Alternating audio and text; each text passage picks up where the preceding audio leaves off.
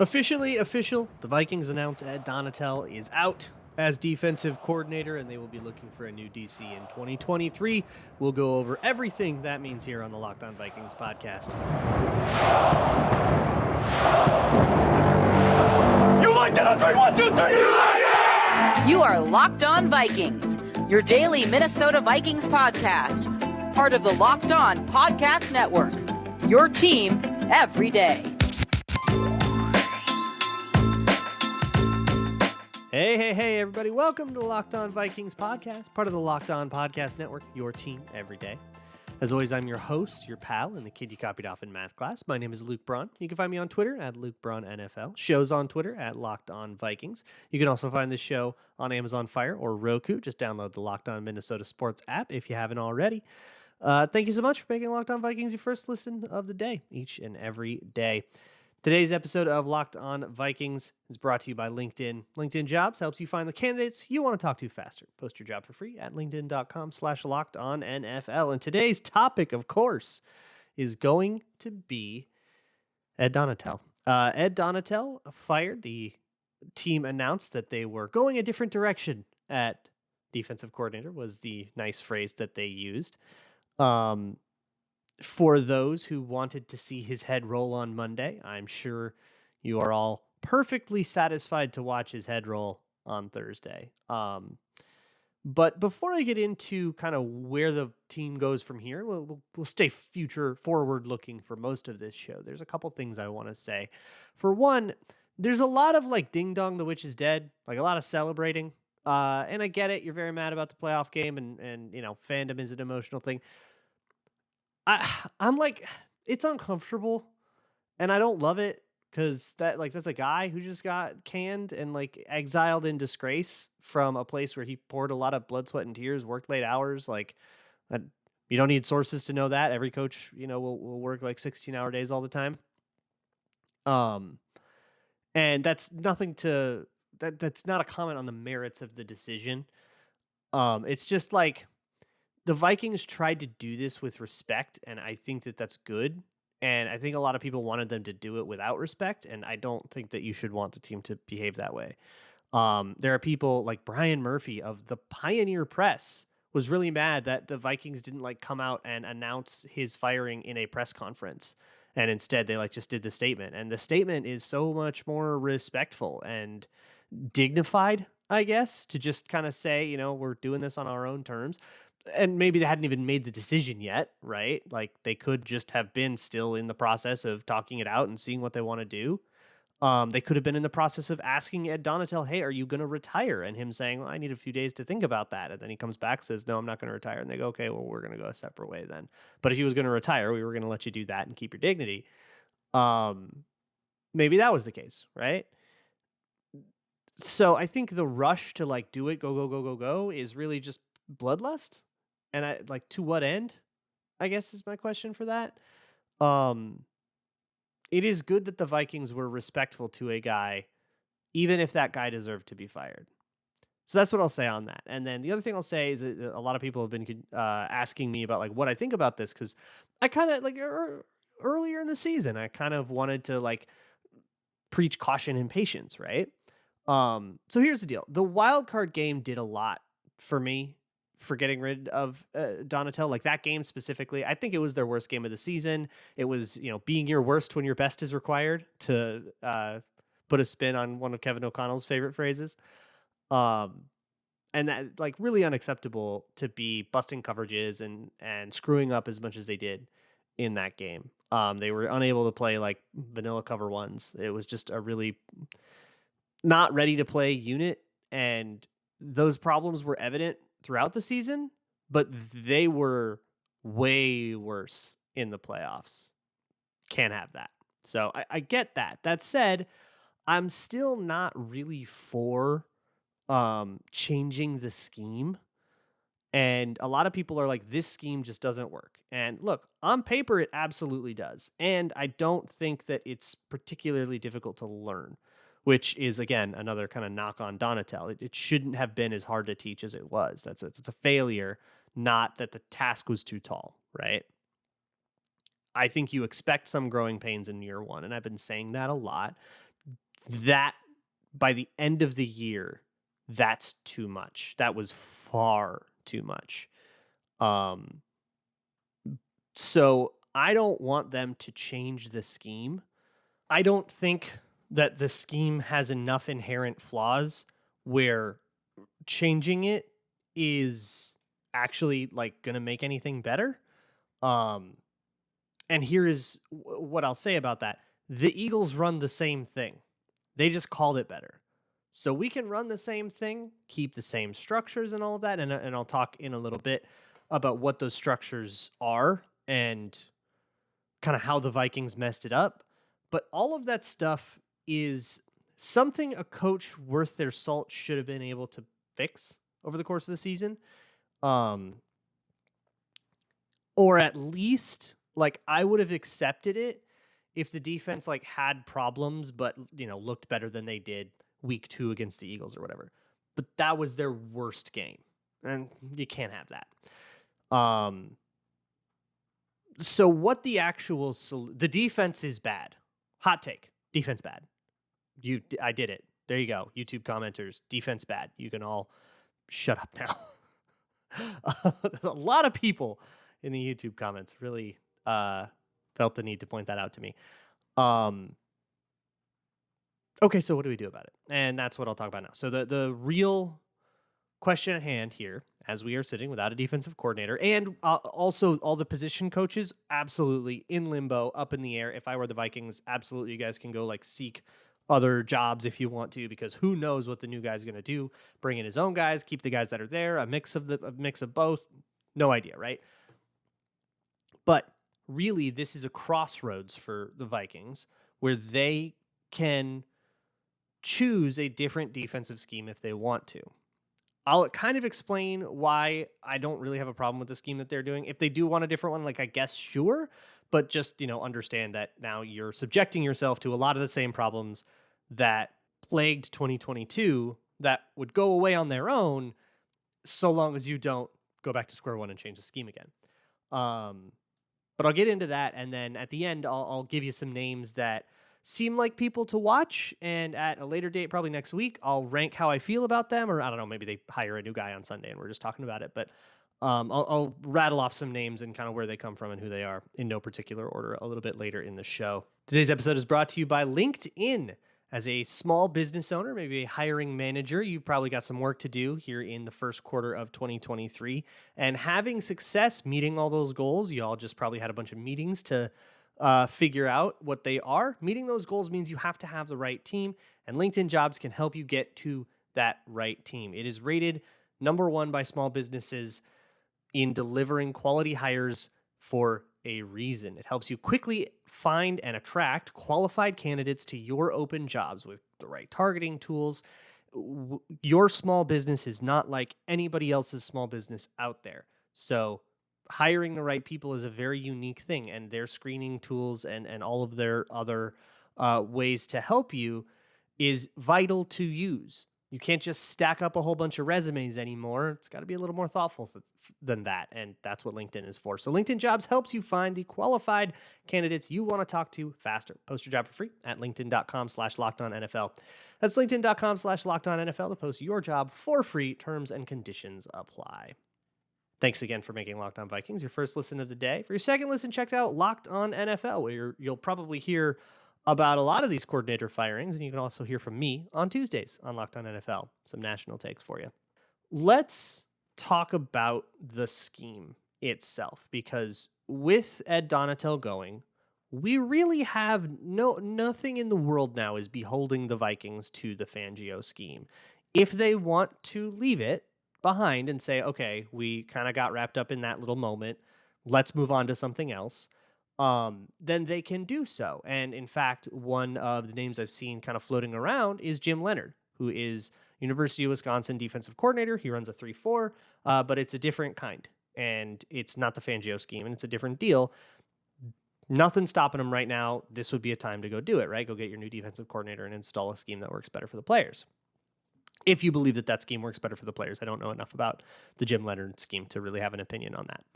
But going all the way back to like February. I did a bunch of episodes on like, here's what the Fangio scheme is, here's what Ed Donatel's going to run. And what we ended up getting, and I kind of thought we'd get this for the first half of the season, and we kind of got it for the whole season.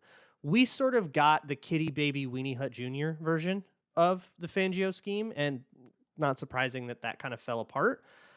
The Fangio scheme wants to run a lot more single high than that. And in the true heyday of Vic Fangio as like Bears defensive coordinator, or as 49ers defensive coordinator back in the Jim Harbaugh days there, it was a lot more cover three. And that was, more when cover three was more in vogue in the league anyways. So maybe it's just not adapting to the new kind of split safety world as well. But the way the Vikings adapted to the new split safety world was by calling really vanilla defenses and not being able to use any coverage checks because they can't execute them, which, not ideal. That can't have been plan A. And what I mean by that is within Fangio coverages, and this is pretty universal. I don't think there's a scheme in the NFL that doesn't work this way, that doesn't have this sort of skeleton. There's your kind of base coverage rules. You go take this zone, you take that zone, we'll match, we'll blah, blah, blah. And offenses are designed to attack those rules. Those rules are pretty universal, and all the offenses know them. So kind of like what we saw in the Giants game, you'd see Saquon Barkley out to the fast to the flat or fast flat motion, fast 4 or fast 3 motion if you're doing it that way. When a running back goes all the way out to the flat really quickly, and he's a hot route, so say there's a blitz or something coming. In a lot of coverages, when you see that running back going fast to the flat, there will be some kind of coverage adjustment. I know it is like a push call. I've heard a whole bunch of different words for it that basically say, hey, this running back is out in the flat.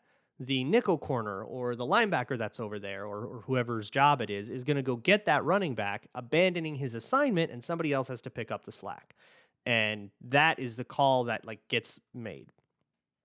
So the Vikings, like, gosh, I would say like 75% of their coverage busts were some screw up in that process, not in the basic rules, but in the communication of adjusting those calls. And these are high school calls. Brett Coleman has a great video on it that explains it, I think, better than I can on a podcast. But these are not complicated calls. These are stuff that every defense should be doing, and the Vikings couldn't do it, which again, big indictment on the guy. On the people who taught it poorly. And I once again kind of go back to, were the coaches comfortable in their scheme, and was this really like a hiring error, and can we undo that error now? But that's where it's like, on paper, like that is not an issue with the scheme itself on paper. Is it the scheme? It's not like zone quarter half is particularly exploitable by flat running backs because everybody else has a way to handle that and punish it.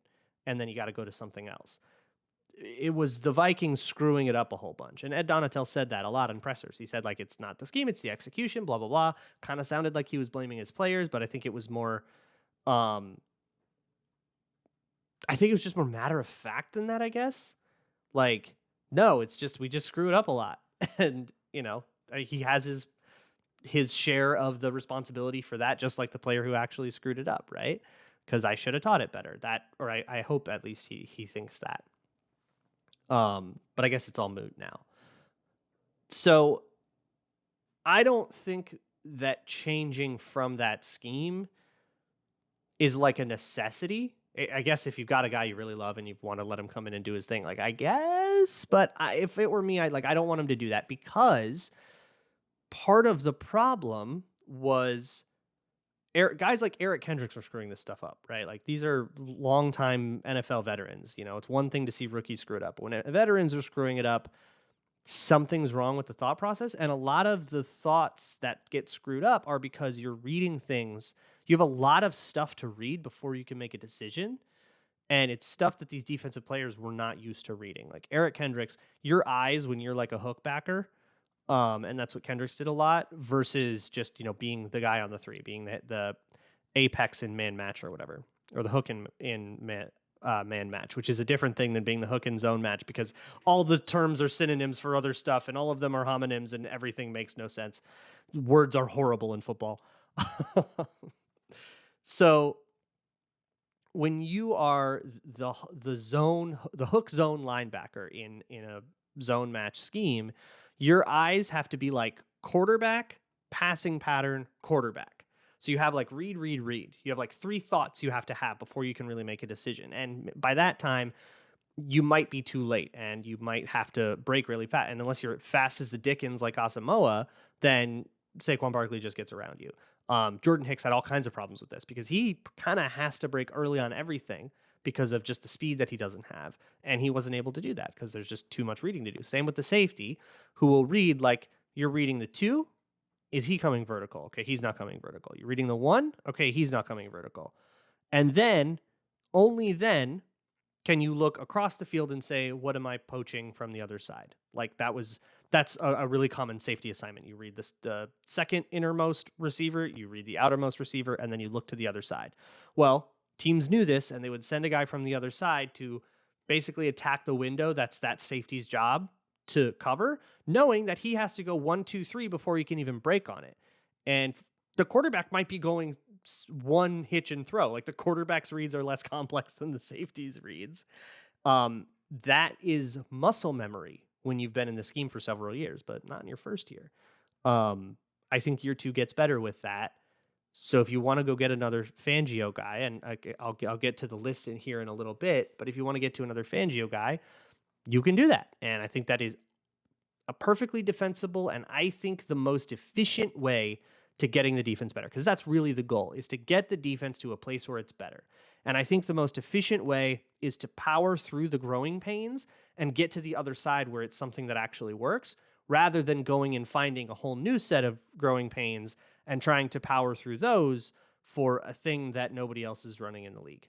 And that's my understanding of like the Jim Leonard defense and why I'm a little bit hesitant on that. However, I have not done really much research at all into him or any of these other candidates. So I'll leave my preferences, like I'll lock that in later, I guess. Grain of salt. Well, I'll talk to you about some of the names. We'll go over a few of them. But first, let me talk to you about the best tasting protein bar on the planet. It is Built Bar.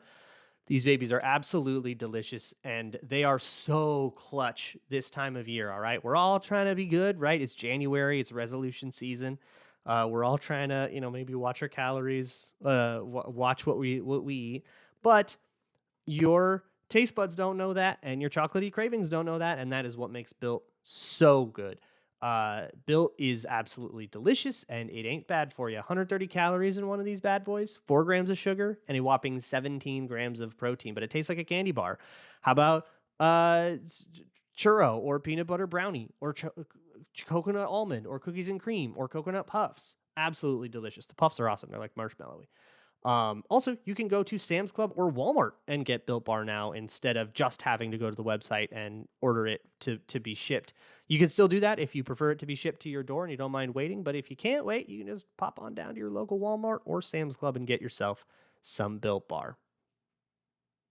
So, who is next? That is the next question. Who is next to fix the Vikings defense? Who do we task this with? Tyler Forness at Vikings Wire did an article. He put out 10 candidates, and I'm going to read them off to you. So thanks, Tyler. Love you, buddy.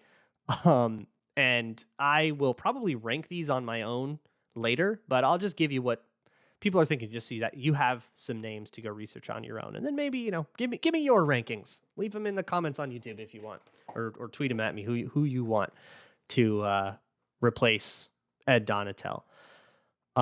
Here's some names. I think the path of least resistance is to simply put Mike Pettin in the role. That doesn't feel great to me because I think the issues on the defensive staff, while Donatel certainly bears a lot of responsibility, I do not think that they lie solely with him. I think Pettin is going to stay on the staff just because of his relationship to Kevin O'Connell. He's kind of been a mentor to O'Connell through his career. So O'Connell's not going to fire him. I don't think. I mean, I don't know. Who's to say, right? But I don't think giving Mike Pettin like full DC stuff is my favorite move off the bat, but that would be the path of least resistance, the continuity path. If you're interested in changing as little as possible, which I don't know. I don't know if I've met anybody who is yet. Um, one of the more interesting names that people keep bringing up is Ejiro Evero. He is the defensive coordinator for the Broncos, and Nathaniel Hackett got fired. It's sort of weird in Denver. I don't really know what they're gonna do with their staff. Sometimes a guy will come in and just bring in his own staff entirely, and these guys will all be free agents, which is kind of why I think this DC spot won't be filled for a while. Maybe not till after the Super Bowl. Well, head coaching searches tend to play out first, and then once people didn't get the head coach job, then the coordinator jobs start to fill up. So I wouldn't be surprised to learn that this job is vacant for a few weeks here. Just letting you know, hunker down. Perhaps one of the most interesting names is Vic Fangio himself. My understanding is that Vic Fangio does not want a DC job. He wants a head coaching job. He kind of took a year off, and he could have had the Jacksonville job that I believe that it was after Doug Peterson, right? Or it wasn't the Urban Meyer year, it was Doug Peterson year. He could have had that job, but they went with Doug Peterson instead, and then he said, "All right, I'm not taking a DC job. I'll just go." But hey, a year off, and if nobody else wants him, maybe he'll want to get back into football. Who knows? A couple of interesting people on the Rams, Raheem Morris, who was interviewed and actually got really close to getting the Vikings head coaching job. He was one of the finalists with O'Connell and D'Amico Ryans. But with the situation in Los Angeles, with McVay mulling his retirement and essentially telling a whole bunch of staffers they were free to pursue other jobs, then it is a lateral move, but it may be one that he's interested in if he doesn't know if McVay is going to be the guy that sticks around. There's Jim Leonard, who I already mentioned. He is the Wisconsin defensive coordinator, if you're into that. I think my current front runner, current favorite guy is Sean Desai right now. He is a disciple of the Fangio style defense. He's also very close to Fangio. I think he is a guy that I could definitely see calling it a little more aggressively than Donatel did. Not calling calling the Salty Spittoon version and not the Weenie Hut Jr. version for people my age that grew up with SpongeBob and get that. Man, people also kids are also still growing up with SpongeBob. That show will never die. But he might call the more aggressive one, and I liked him for the job last year. He interviewed for the DC job last year. He's been in Seattle where they had some struggles on defense, so I would want to look into that and kind of see how much I hold that against him. A few people have mentioned Brian Flores, which is very interesting. He is a Belichick disciple, so he would represent a return to Mike Zimmer's scheme. This would be, we're going back to cover 7 and we're going back to 4-3 and all that stuff. I don't know if I like that. I think you fired that scheme for a reason. And to just go back to to whence you came after one bad year in a new scheme, I think would be, I don't know, it would feel a little bit like giving up on the new build.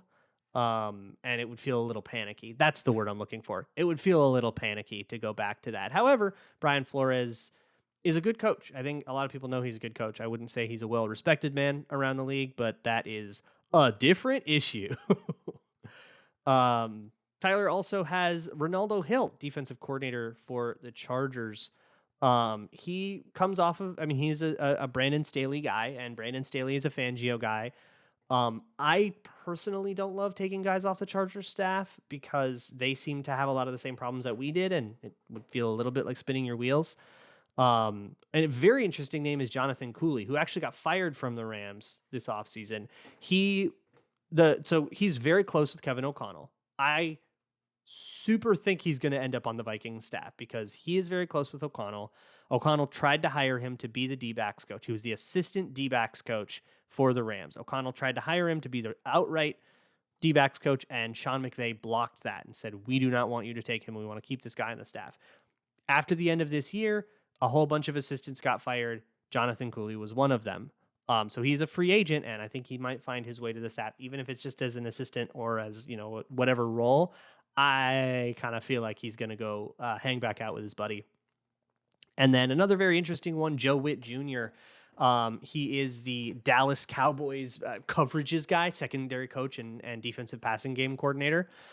The Cowboys defense, and it's in particular that secondary, has certainly done a lot of good things. And so maybe you want to give him the chance to apply that to the broader defensive level. But I think he's a bit of a dark horse, long shot kind of guy. There's a few names for you. I will rank them the way I see it later. I'll do some research on them later to see how I feel about some of that stuff, because I'm still very unknown on all that. But hey, there's some names for you to go forth and research and do your own version of that if you so prefer. And if you'd rather just hear me talk about it, then we can do that next week. I will see you all then. Enjoy the divisional round, everybody. Check out Locked On NFL. Check me out on Patreon next week. I have a big salary cap thing coming out, I think, with a lot of beans in it. So, there's your tease. And as always, Skol.